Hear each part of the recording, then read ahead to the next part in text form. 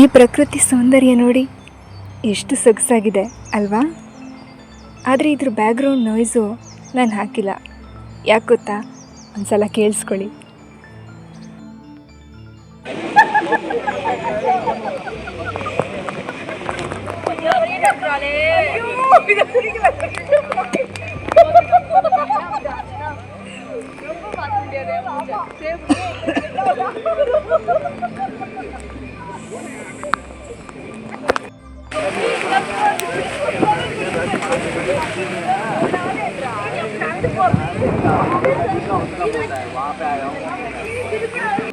ಈ ರೀತಿ ಎದ್ದು ಬಿದ್ದು ನಗುವಂಥದ್ದು ಏನಿದೆ ಅಂತ ಒಂದ್ಸಲ ನೋಡಿದೆ.